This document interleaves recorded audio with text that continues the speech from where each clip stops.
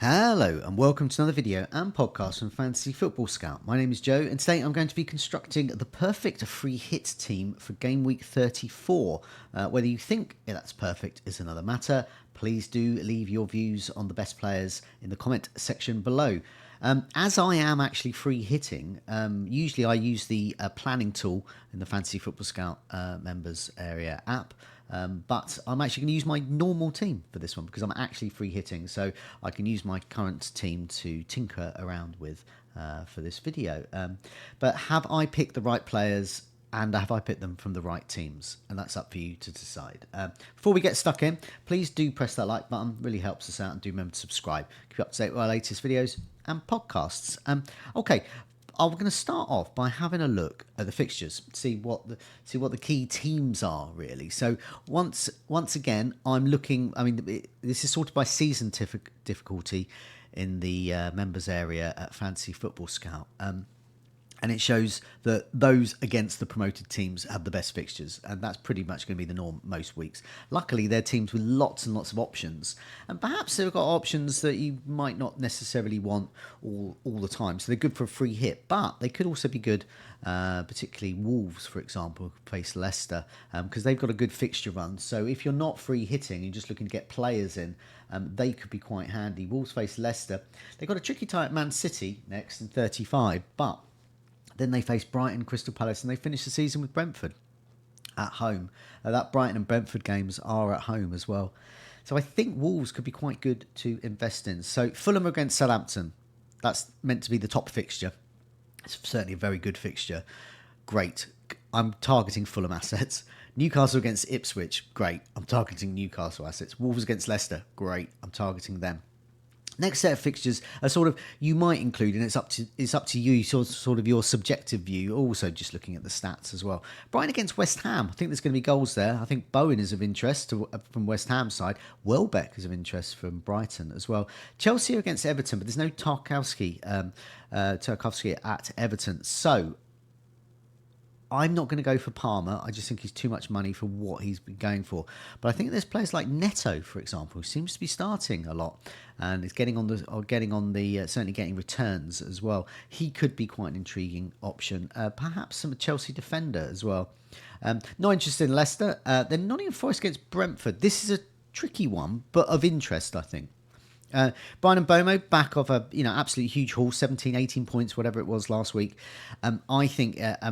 He's against Nottingham Forest. Nottingham Forest are conceding. They are winning some games, most games. I mean, that's where they are in the table. But I think Brian Obama could do well, so he would be on my radar here. Nottingham Forest players aren't on my radar. Chris Wood got on the score sheet last night against Tottenham. I'm recording this, by the way, on Tuesday morning. So that's the morning after the Nottingham Forest Tottenham game. He got on the score sheet, but the Nottingham Forest fixture is tricky because they're quite unusual. They do play the in the FA Cup at the weekend, but they don't have a blank game week, unlike, say, for example, Arsenal, Crystal Palace, for example. So there could be an injury. So you could get Chris Wood in. He could get injured the weekend. Come Thursday, obviously he's not going to play. So I guess you're going to have a strong bench as well. So you could go for that. I just don't know. I mean, I don't know what team they're going to be putting out. I don't know whether they'll rest players. There'll be slight niggling injuries. Maybe Chris Wood will get half the game. I don't know. I just don't know. So where I've got doubt there, I'm not that keen. I think they'll concede anyway. Anyway, Bournemouth against Manchester United, of interest, I think, of lesser. Liverpool, Tottenham, although it is Tottenham are conceding a lot. This is the game where Liverpool could win. Salah's got very good underlying stats. I'm definitely interested in Liverpool. And Tottenham's defence, I mean, they're woeful at the moment. They're a sort of relegation defence. Not necessarily team, but, well, their fans might argue they are. But yeah, that's why I think that game could be really good. I think that could be a very good fixture there. The rest of the teams, I'm not interested in that much. I know Brentford's down there, but Brian and Bomo's of interest, but the rest of the teams, not really of interest. Not when you've got a free hit, not when you've got all those teams up there with all those lovely fixtures and great players as well. So what I'm going to do, I'm going to put my free hit team up, and then I'm going to look at the sort of best players, best defenders, best attackers, and a little look at the captaincy as well to see if I've got everything right. So this is my team. So this will be familiar for many, but there'll be slightly different players. So I'll go through this. So I've gone for 3-4-3. There's so many good forwards. I want 3, and I'm maxed out on them. And obviously that means that there's going to be a 5th midfielder that I'm going to reluctantly have to bench as well. And the other tricky issues that I'll deal with are in defence, really. So there's not that many defences I want to target. Obviously, the promoted sides. But there are quite a few sort of defenders that could do well. And this could be where the differential is amongst other free hitters. So, okay, so I've got a 3-4-3. I'll run through the team and then I'll just go back and highlight why I picked each of those players. So, I've got Leno in goal, Wade Southampton, and I've doubled up with him with Sessegnon. It's slightly confusing. The BBC was saying that he was brought off injured in the last game. And then they were saying, I've heard other people saying that was actually a mistake and he shouldn't have been brought off injured, and it should have been another Fulham player that was brought off. I don't know. So watch this space for that one. But obviously, if Sessegnon's out, I'm still tapped into that Fulham back line. Southampton have an annoying habit of scoring as well. So that's still up in the air, really, whether I go double Fulham defence. Ain't Nori, I think, very attacking for Wolves at home to Leicester. He's just nailed on. Newcastle defence I want, but which one? Trippier could be getting some crosses, could be getting some successful crosses in for his teammates to score from. Livramento is another good option once again, but money's no object. I've got nearly 7 million in the bank with this one, so money's no object. You can get whoever you want, as long as if you don't get Palmer especially, you can get anyone you want. Trippier, I put in, but he could become Livramento. He could become Fabian Schär as well. He's on the back-to-back goals. Could be getting another one. I mean, that's where the difference could be amongst other free hitters. So I don't rule out getting him, but I only want one because I do want a lot of their attackers as well. So across my midfield, I've gone for a Liverpool double-up. I've got Salah, who's got the armband at the moment, and Luis Diaz. Diaz always looks the most threatening at the moment. And I think he's getting about 70 minutes, 75 minutes, but I think that could be enough. And I keep thinking back to that game against Tottenham where VAR ruled out so many of his goals and attacking returns. And I just think, I think he could do all right. Brian Mbomo away to Nottingham Forest. I like that. I do like that. So I could go for Bowen in that place, though. Bowen, I do fancy to score against my team Brighton as well. Jacob Murphy, annoyingly, I haven't had him in my actual team, which is why I've got a little red arrow at the moment, probably. But so I'm going to go for him again. I'm not going to miss out this time. He'll be heavily owned as well, because he's in quite a few teams still. He's at home to Ipswich, obviously. I've got Isak as well. I'm not so keen on Isak as a captaincy, but obviously I think he'll score. So I think he'll do well. He's their main attacking threat. And then this is tricky up for the forward line. I've gone for Cunha. I think he's a lock, really. He's a bonus magnet back in the starting side, home to Leicester. I actually think he's got my vice captaincy at the moment. I was on FPL General show. I said, I might captain Cunha. He said, he's your Monday captain. Let's see who your Friday captain is. I bet it's Salah. It will be. I'm just going to cut to the chase. It's going to be Salah. But the maverick in me, the very tiny, minute bit says Captain Cunha. But yeah, he's a Monday captain. It could probably be the best one as well. And I've doubled him up with Strand Larsen as well. I think he's getting on returns. I think you can get a nice attacking double up here, goal assist there. So I do like Strand Larsen. On my bench, I've got for Pickford. I didn't know which other goalkeeper to get, really. So I've just got Pickford's just got this habit, even though it's against Chelsea, he's just got this habit of getting returns. But I don't think I would need him. I think Leno will play. So my first sub is a Iwobi. And I like Iwobi in my side, away to Southampton. But might just miss out. I mean, is Iwobi better than Diaz, Salah, Brian Mbomo, Murphy, the Wolves attackers against Leicester, Isak? I don't know. It's a tough one. Iwobi instead of Strand Larsen, maybe. but I can literally visualise Strand Larsen scoring against Leicester. The two defenders, Liverpool defenders, I think Alexander-Arnold is the best. Will he start? Or will he get 60 minutes? Once again, I was on the FPL General show. He described me as, I can see a 59-minute performance there. And from his own podcast, the 59-minute podcast. So I'm going to go safe there.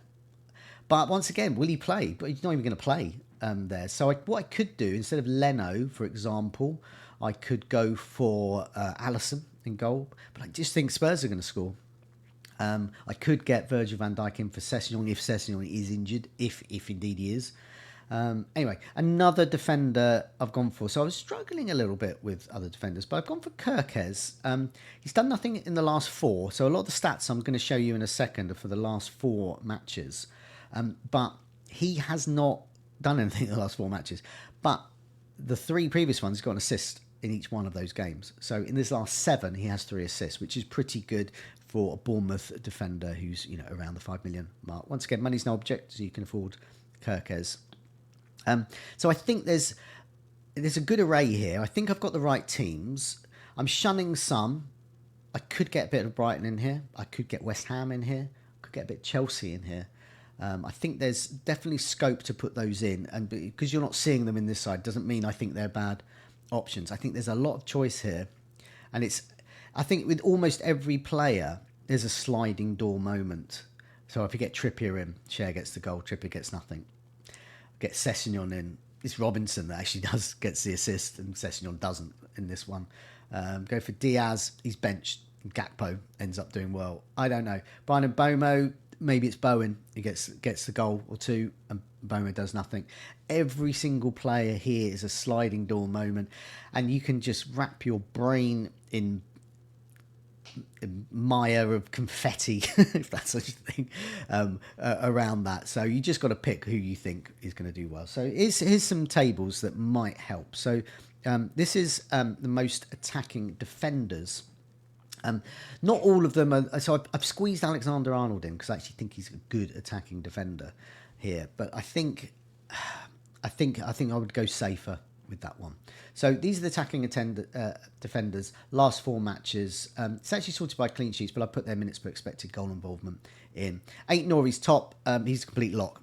He's only 4.9 minutes per expected goal involvement every 168 minutes. That's on a par with a lot of other attackers. And bearing in mind he's quite attacking. He's got a goal and an assist in his last 4. Minutes per baseline bonus is strong. Created 11 chances. And he's had 5 shots inside the box. Brilliant. He's a lock. Livramento's next. Now, he is the most attacking in terms of Newcastle defender, in terms of minutes per expected goal involvement. So I should get him in, really. He has got an assist, no goal, created 6 chances, baseline bonus strong. Yes, created 6 chances, only got 1 shot inside the box. I'm minded to roll the dice with a Trippier or Cher because I can with this. I don't need to scrimp here. Having said that, Livramento sliding door moment, Livramento could be the one here. Next up is Alexander-Arnold. Now, this is for the Mavericks here. If you think he's going to get 60 minutes, he's the best, easily, because there's clean sheet potential, but also really good, really strong attacking threat. I mean, he came on and just scored immediately. Will he start and will he get 60 minutes? That I don't know, and that I can't answer, and that's why I probably won't go for him. But nevertheless, put him in here because he's got a goal. Baseline bonus is strong in terms of the last 4 matches. So he's only started 3 because this is stretching back a bit before his injury there. But 3 shots inside the box, very strong. Ryan Sessegnon, another lock for me. Cost really minute, 4.1, but he's playing an attacking role, not in defence at all. Minutes per expected goal involvement every 258 minutes, which is strong for a defender. Shots inside the box, the most. He's got 7 here. That's 2 more than Aït-Nouri. Baseline bonus, not as strong as the others, but because he's a more attacking role, I guess. He's got 2 assists and a goal. So that's 3 attacking returns in the last 4 matches and created 3 chances. So, yeah, it's a short list, really. But I do like... It's these 4 defences I will be targeting, I think. And it just depends which players. But I think Aït-Nouri and Sessegnon, if fit, are locks. Newcastle That's debatable. Liverpool, that's debatable. That depends on your attitude to risk, I think. There. So let's have a look at some attacking players as well. Okay, so there's many more here. So I've got a load of options, which is annoying. And I've sorted this by minutes for expected goal involvement, non-penalty. Strand Larsen's top every 105 minutes. There's pretty much a goal involvement a game. He's got 3 goals in his last 4 matches. Obviously really cheap. His ownership minute, but it'll probably go up a little bit, but it'll still be pretty good differential, I think. 9 shots inside the box. Baseline bonus is bad, and chance creation bad. So he's the goal man, really. But I do like him. I do like that double up. If it was any other team apart from sort of Leicester, well, again, maybe Ipswich or Southampton, but definitely, I mean, Leicester are the worst defence. Have a look back at FPL General's video. We have some more stats there about sort of team attack and defence ahead of Gameweek 34. There, so do check that out. But yeah, I think he's a really strong option there. Murphy is the best Newcastle option in terms of minutes per expected goal involvement, non-penalty every 108 minutes, which is why he's in my side. Just a really strong 3 goals and 2 assists, 5 attacking returns last 4 matches, more attacking returns than matches. Evan Nilsson for Bournemouth is the best for the Bournemouth assets here. Every 111 minutes. Now, his ownership is minute, plays Manchester United, bit of a risk there, but you could go for him. A very sound, solid option. 12 shots inside the box, which is the most out of any players here. Diaz for Liverpool. Once again, he's the most attacking Liverpool player. Every 118 minutes, he's got an expected goal involvement, non-penalty there. His ownership's creeping up to about a fifth of teams. He'll be much more with that free hit in play. He's got an assist and 2 goals, 3 attacking returns. Definitely another I'm putting in my team here. Cunha, so another lock in my team. And the stats back that up. Minutes per expected goal involvement every 131 minutes. So this obviously takes in some of the time that he was, pre his recent suspension. I think my only fear for Cunha is that he's going to lamp someone and end up getting me a red card in my free hit, which would be very, very annoying. I think the last free hit I played, I had a Brentford defender whose name escapes me, but he was on loan from Spurs. You can remind me in the chat. And he got me a red card, which was very annoying. Cunha, I think is very strong. Ownership, well, quite low, but he'll go up with the free hit. He's got an assist and 2 goals, 3 attacking returns. His baseline bonus is strong. He just has to look at a ball and he gets bonus. Only 5 shots inside the box, but it's very, very accurate. Brian Mbomo is next. Minutes per expected goal involvement every 148 minutes. 7 shots inside the box, created 11 chances. So he's got such a range of shots there, a range of routes to points, I should say. I think it's between him and Bowen for me in that slot. I think Mbomo's probably going to get the edge. Also, it's that last game. It's that Thursday game. Brentford don't play so that's their game for the game week. And Nottingham Forest do play the FA Cup. So their opponents, I don't know what shape they're going to be in. But I do like that for Bomo. Salah's next. Not as strong as Diaz here, but it's Salah. He's got the pedigree and he's having one hell of a season. Minutes per expected goal involvement, non-penalty every 158 minutes. Just that 1 assist in his last 4, which is very, very annoying. Only 14 FPL points. Should I be captaining him? This is why Cunha's my Monday captain. Tuesday now, so it's back on Salah.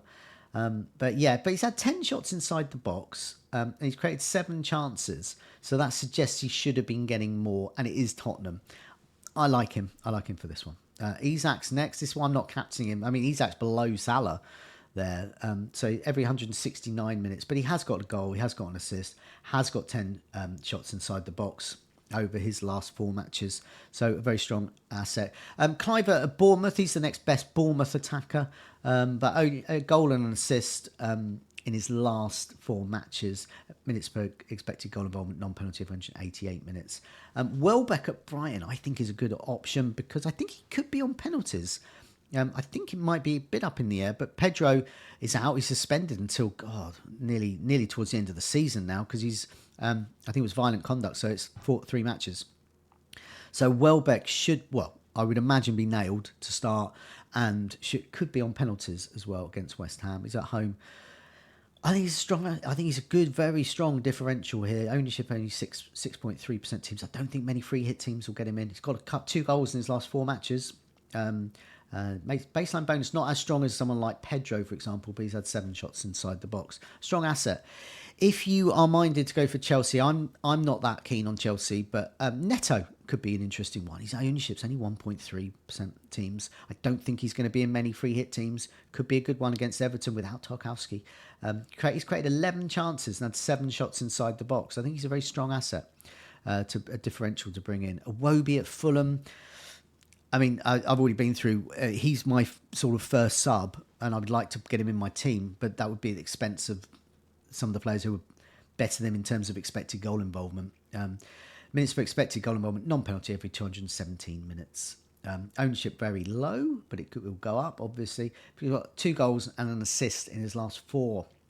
He's quite strong, but he's only 3 shots inside the box, so good first sub, I think, for me. Bowen's there.